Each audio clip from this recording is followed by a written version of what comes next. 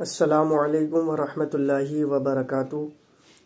امید کرتا ہوں کہ آپ سب لوگ خیریت سے ہوں گے۔ اللہ پاک آپ کو خوش رکھے، شاد و آباد رکھے۔ تو آج کی ویڈیو کا ٹاپک ہمارا یہ ہے کہ روح کیسے قبض کی جاتی ہے۔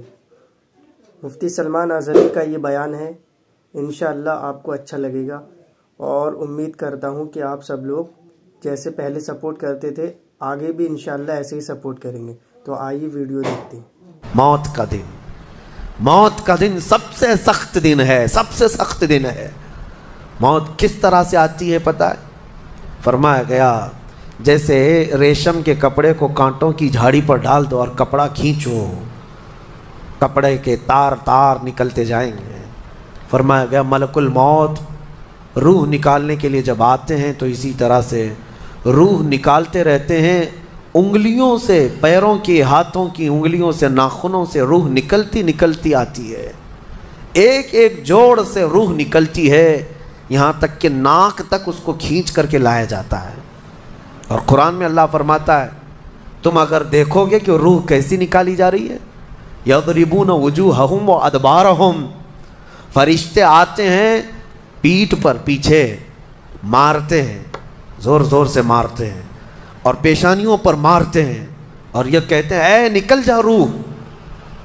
اللہ فرماتا ہے تم اگر دیکھو گے کہ فرشتے کس طرح روح نکالتے ہیں تو کانپ کر رہ جاؤ گے، مار مار کر کے روح کو نکالا جاتا ہے۔ اور یہ چھوٹا سا وقت نہیں ہے، ادھر جھٹکا لگا ادھر موت ہو گئی، لمبا پروسیس ہے۔ اس سے جو گزرتا ہے وہی بتا سکتا ہے۔ بعض لوگوں کو ایسا لگتا ہے زہر کھا لیا ابھی موت ہو گئی، سوسائڈ کر لیا ابھی موت ہو گئی۔ موت اتنی آسانی سے نہیں آتی، لمبا پروسیس ہے۔ موت سے پہلے فرشتے آ جاتے ہیں، چاہے تم اچھے آدمی ہو، بیٹھے ہوئے ہو، تم کو بھی اگر موت آنی ہے تو تم پہلے فرشتوں کو دیکھنے لگ جاؤ گے، لیکن بتا نہیں سکتے کسی کو۔ موت سے تھوڑی دیر پہلے فرشتے قریب آ جاتے ہیں۔ پہلے جماعت فرشتوں کی آتی ہے، پھر ملک الموت آتے ہیں۔ ملک الموت ان فرشتوں کے بیچ آتے ہیں۔ جیسے ہی یہ مرنے والا آدمی ملک الموت کو دیکھ لیتا ہے، پھر اس کے جسم میں کپ کپی طاری ہو جاتی ہے، اور ایسی کپ کپی طاری ہوتی ہے کہ کبھی پیشاب نکل جاتا ہے، کبھی پخانہ نکل جاتا ہے۔ اکثر دیکھنا مرنے والوں کی نجاست نکل جاتی ہے۔ ملک الموت کو وہ بہت قریب سے دیکھتا ہے، اور ان کی دو شکلیں ہیں، ایک بہت بھیانک شکل ہے، اس کو دیکھنا ہی عذاب ہے، اور ایک بہت خوبصورت شکل ہے، ان کو دیکھنا ہی رحمت ہے۔ وہ نیک بندوں کی روح نکالنے کے لیے جب جاتے ہیں تو خوبصورت شکل میں جاتے ہیں، اور جب گنہگاروں کی روح نکالنے جاتے ہیں تو بھیانک شکل میں جاتے ہیں، اور ان کو دیکھتے ہی مرنے والے کا جسم پیلا پڑ جاتا ہے، پیشانی اکھڑ جاتی، آنکھیں پھٹی رہ جاتی، اور پھر خرخرا آنے لگ جاتا ہے، یعنی خر کی آواز تیز ہو جاتی ہے۔ وہ بولنا چاہتا ہے اپنے پاس والوں کو، لیکن بول نہیں سکتا، بند ہو جاتا ہے۔ یہ وہ وقت ہے جب اس کے توبہ کا دروازہ بھی بند ہو جاتا ہے۔ اب اگر فرشتوں کو دیکھ کر کوئی توبہ بھی کر لیا، ایمان لایا، تو اس کا ایمان قبول نہیں۔ اس وقت سے پہلے تک جو بھی ایمان لایا یا توبہ کیا، اس کی توبہ قبول ہے۔ لیکن موت کا خرخرا آ گیا اور فرشتوں کو دیکھ لیا، اس کے بعد بہت سارے کافر بھی پکاریں گے کہ ہم ایمان لاتے ہیں اللہ پر، نہیں، اب ایمان قبول نہیں ہوگا۔ موت اتنی آسانی سے نہیں آتی، اس کا پروسیس ہے۔ فرشتے آتے ہیں، ملک الموت آتے ہیں، پھر اس کے بعد اس کو گھور کر دیکھتے ہیں، پھر اس کو چت لٹا دیا جاتا ہے، یا جس حالت میں بھی ہے وہ گر جاتا ہے، کھڑا ہے تو گرتا ہے، بیٹھا ہے تو گرتا ہے، موت آنے سے پہلے لڑک جاتا ہے۔ یہ ضروری بھی نہیں ہے کہ آج میں اپنے آپ کو سنبھال کر بیٹھا ہوں، اگر میری موت آنی ہے اسی کرسی سے گر جاؤں، اسی جگہ سے ہم گر جائیں گے۔ اور اس کے بعد ملک الموت روح کھینچنا شروع کرتے ہیں، پیروں کے ناخنوں سے لے کر، ہاتھوں کے ناخنوں سے لے کر، اس کے جسم کے ہر حصے سے لے کر ناک تک کھینچتے ہوئے لاتے ہیں۔ اور اس کے بعد جب پوری روح نکل جاتی ہے، وہ لے کر کے چلتے رہتے ہیں، اور مردہ ان کو جاتے ہوئے دیکھتا رہتا ہے۔ آنکھیں سب سے لاسٹ میں کھلی رہتی، کسی بھی مرنے والے کی آنکھیں بند نہیں رہتی، کھلی رہتی، وہ دیکھتا رہتا ہے۔ اسی لیے حدیث پاک میں ہے جب کسی کی روح نکل جائے تو سب سے پہلے تم اس کی آنکھیں بند کر دو، ہمیں بند کرنا ہوتا ہے اور اس کے بعد منہ بھی کھلا رہ جاتا ہے، منہ اوپن رہ جاتا ہے، فرمایا گیا منہ کو دبا کر بند کر دو۔ یہ سب نشانیاں ہیں میرے عزیزوں موت کی سختیوں کی۔ آپ کو پتہ ہے جب رسول کریم صلی اللہ تعالیٰ علیہ وسلم کی وفات آئی، اللہ اکبر، نزع کا عالم اتنا سخت تھا کہ بار بار حضور اکرم صلی اللہ علیہ وسلم کو پورے پانی کے مٹکے انڈیل دیے جا رہے تھے، 3 مٹکے حضور پر انڈیل دیے گئے موت سے پہلے، اور حضور اس کے بعد تھوڑا آرام محسوس کرتے اور پھر شدت کا بخار۔ اور وہ آخری وقت تھا جب حضرت فاطمہ آپ کے پاس آئی تھی، حضور نے ان کے کان میں بتا دیا، وہ رونے لگ گئی۔ کیا کہا تھا حضرت فاطمہ کہتی ہیں حضور نے فرمایا اے فاطمہ اب میں جا رہا ہوں، میرا آخری وقت ہے۔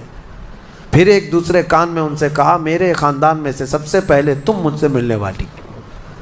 آج یوم فاطمہ بھی ہے، سیدہ کائنات کا آج یوم وصال ہے، 4 رمضان المبارک۔ تو رسول کریم صلی اللہ تعالیٰ علیہ وسلم حضرت عائشہ صدیقہ کے سینے سے سر لگا کر لیٹے ہوئے تھے۔ حضرت عائشہ فرماتی ہیں سنو مجھے پتہ ہی نہیں تھا، حضور حضرت عائشہ سے زیادہ محبت کرتے تھے، اسی لیے آخر وقت میں حضرت عائشہ کے ہی حجرے میں رہنے لگے، باقی دوسری بیویوں کیا نہیں جاتے۔ حضرت عائشہ کہتی ہیں میں حضور اکرم صلی اللہ تعالیٰ علیہ وسلم کو کبھی مسواک دے رہی، کبھی پانی کے چھڑکاؤ کر رہی۔ تھوڑی دیر کے بعد حضور اکرم صلی اللہ تعالیٰ علیہ وسلم لیٹے لیٹے اسی طرح رہ گئے۔ حضرت عائشہ کہتی ہے میرے سینے پر حضور کا سر تھا، وہ اتنا بھاری ہو گیا مجھے لگتا تھا کہ میری پسلیاں ٹوٹ جائیں گی۔ یہ حضرت عائشہ کہتی ہیں مجھے ایسا لگتا تھا کہ میری پسلیاں ٹوٹ جائیں گی۔ ہوا کیا تھا؟ حضرت عائشہ فرماتی ہیں دروازے پر جبرائیل امین آئے، روح نکلنے سے پہلے کی بات ہے۔ حضرت عائشہ فرماتی ہیں حضور کے پاس جبرائیل آخری بار آئے، وہ غمگین حالت میں آئے یا جس حالت میں ہو، حضرت رسول کریم صلی اللہ علیہ وسلم سے عرض کرنے لگے یا رسول اللہ دروازے پر موت کا فرشتہ کھڑا ہے، آپ کی اجازت چاہتا ہے، اگر آپ اجازت دے دیں تو وہ آئے گا اور آپ کی روح پاک کو اللہ کے حضور لے جائے گا۔ اور یا رسول اللہ آج سے پہلے اس فرشتے نے کسی سے اجازت نہیں لی اور قیامت تک کسی کی روح نکالنے کے لیے وہ اجازت لے گا بھی نہیں، یہ صرف رسول پاک کی خصوصیت تھی۔ حضور نے فرمایا آنے دو، ملک الموت آئے، اور جب حضور کی اجازت سے روح نکالی تو حضرت عائشہ کہتی ہیں اتنا بھاری ہو گیا تھا سر کہ مجھے لگتا تھا کہ میری پسلیاں ٹوٹ جائیں گی سینے کی۔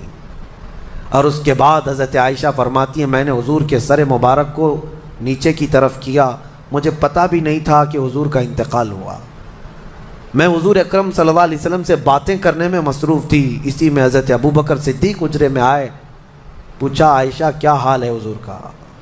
حضور اکرم صلی اللہ علیہ وسلم کو دیکھا حضرت ابو بکر نے اور پیشانی مبارکہ پر ہاتھ رکھا تو وہ بہت ٹھنڈی تھی، ماتھے کو بوسہ دیا اور ایک آہ بھری اور ایک جملہ کہا تھا یا رسول اللہ ایک بار موت آنی تھی وہ آپ پر آ گئی، اب موت کی سختی اللہ دوبارہ کبھی آپ کو نہیں عطا کرے گا۔ موت کی سختی کیونکہ حضور کو انہوں نے دیکھا تھا، کئی دنوں سے تکلیف تھی، 13 دن تک حضور پاک صلی اللہ علیہ وسلم کو تکلیف تھی، 13 دن تک۔ حضرت ابو بکر کہتے ہیں یا رسول اللہ اب موت کی سختی دوبارہ کبھی نہیں آئے گی، جو اللہ کا وعدہ تھا وہ پورا ہو گیا۔ پورا کھل کر کے رو بھی نہیں پا رہے تھے ابو بکر صدیق اور اپنے اندر دبا بھی نہیں پا رہے تھے۔ موت کی سختی انہوں نے دیکھا اور اس کے بعد کہا اے عائشہ کیا دیکھ رہی ہو، اللہ کے رسول ہم سے رخصت ہو چکے ہیں۔ پھر انہوں نے آ کر مسجد میں اعلان کیا اے لوگو اللہ کے نبی کا انتقال ہو چکا۔ اب مجھے یہاں یہ بتانا ہے اگر موت سے کوئی بچ سکتا تھا تو سب سے پہلا نمبر تو رسول اللہ کا ہونا چاہیے تھا، کیونکہ اللہ کے سب سے محبوب نبی وہی ہیں۔ جب رسول پاک صلی اللہ تعالیٰ علیہ وسلم کو بھی موت آئی تو میاں ہمارا اور تمہارا شمار نہیں، چاہے 100 سال زندگی مل جائے لیکن مرنا ضروری ہے۔